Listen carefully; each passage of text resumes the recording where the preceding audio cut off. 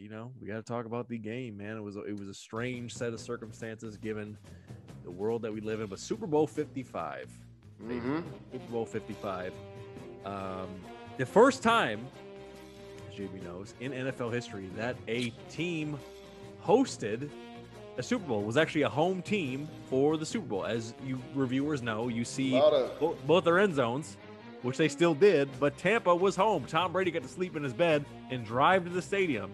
Talk about a perk of the game. So, as you saw in our live, JB picked the Chiefs, I picked the Bucks, and oh boy, were the Bucks rolling. They got it done 31-9. So we talked in our padded production meeting, but JB, just your eye, Coach GM Bridges, what were the keys? What did you see? We talked about it a little bit in terms of the surge of the D line versus the O line of the Chiefs, lack of execution. But what did you see? Break it down. Break down the film for us.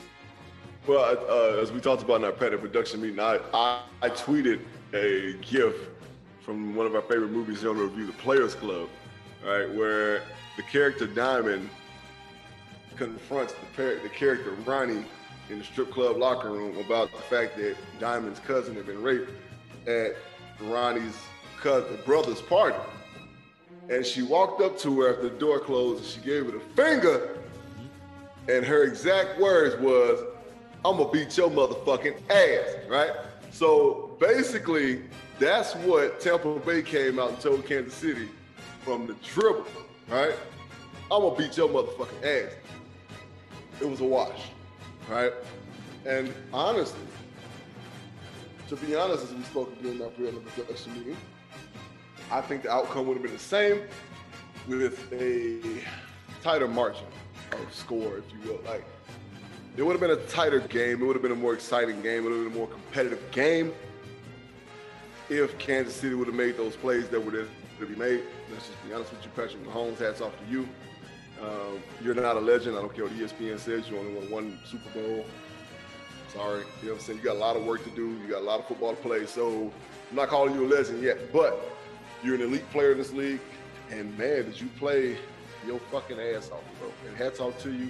Speedy recovery and that surgery, man. But if the plays were made, right, who knows what would have happened, right, if the plays were made. And this is just KC's fault, right? Because after that goal line stance, I was like, ooh, we got a game, right? It's going to be a game now. They're going to go down and score. It's going to make it 10-10.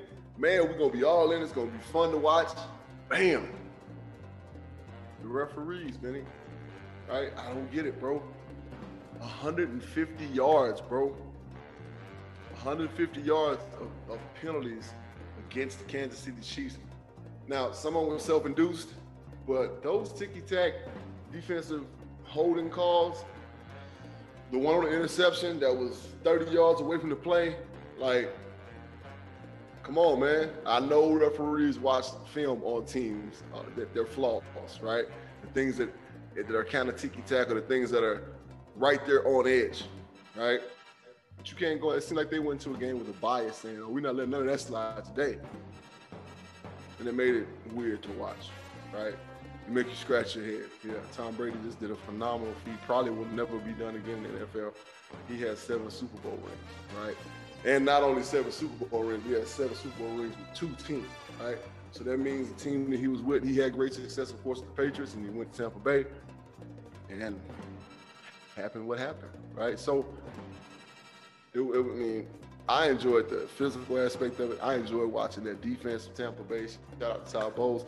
And somebody earlier, I was at work, and they were like, man, I ain't seen this defensive line play that aggressive since, and I said, since the last time Tampa Bay was in the Super Bowl, right? You know what I'm saying? Warren Sapp and Simeon Rice, and like, you know what I'm saying? Like these cats that were playing for them. I mean, whoa, man, was that defense nasty and aggressive with the great Derrick Brooks at linebacker, reminiscent of a young Devin White. Like, woo!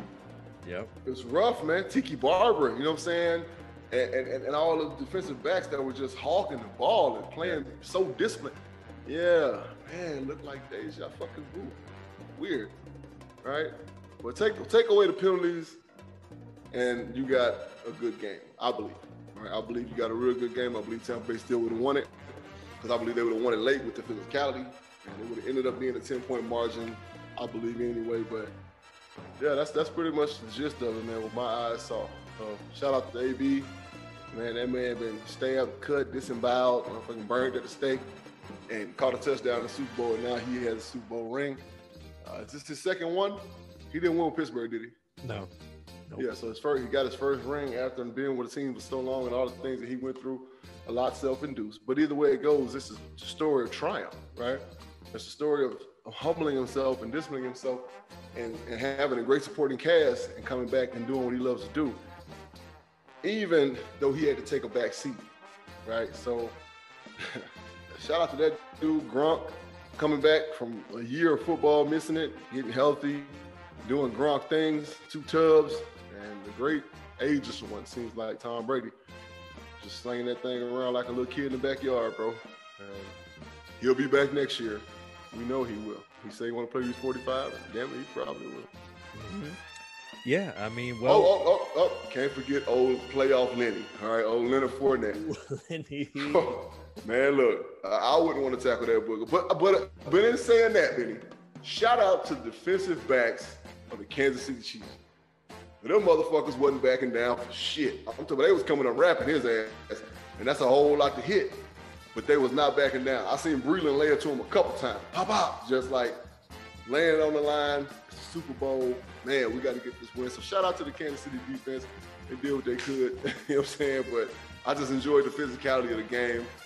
It was that. It was truly physical. Yeah, and you know what?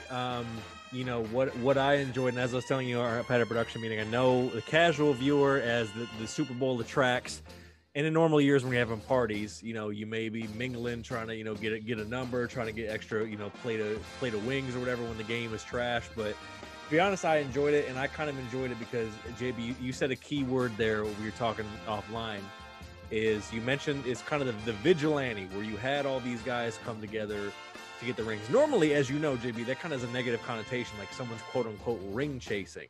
But what I enjoyed about it is you had guys like AB, who we've been righteously critical of because he has played himself, put a quarter in the ass because he played himself. But you have guys like Leonard Fournette, who just a few years ago, go to our YouTube channel, see a reaction video, was on an AFC Championship Jaguars team. They got the whole thing. Yes. He said AFC Championship Jaguars team. Jaguars Championship. That shit don't really go, but he said it, yeah. And they played the Patriots, and he ends up getting released, and he signs there. I mean, Lord knows he played. He had his heat when he played for my Kitties. He goes there. JPP goddamn blow off his fingers in a fireworks accident. He ends up there. Literally something to that effect. That's exactly how his fingers look. Throwing up unintentional gang signs and shit. You know what I mean? Like. And it's shot like in hoods and shit. Right. But see that's what I love about it. It's those type of guys. And JB, my favorite thing about it is it really proved that yes, you do need to have good coaches, and obviously, Mr. I'll tell your ass, BA and Todd Bowles are a regular lethal weapon. You know what I mean? They're the Danny Glover, Mel Gibson duo for my money. But Brady proved with this one that it's bigger than you having the Belichick and the Patriot way and all that stuff and all that stuff. Man, he proved that if you have the right player who's the right leader, you can get those type of guys to buy in. And that's what he did. Because as you've been crediting, even going back to the conference round, man, that defense was really doing a lot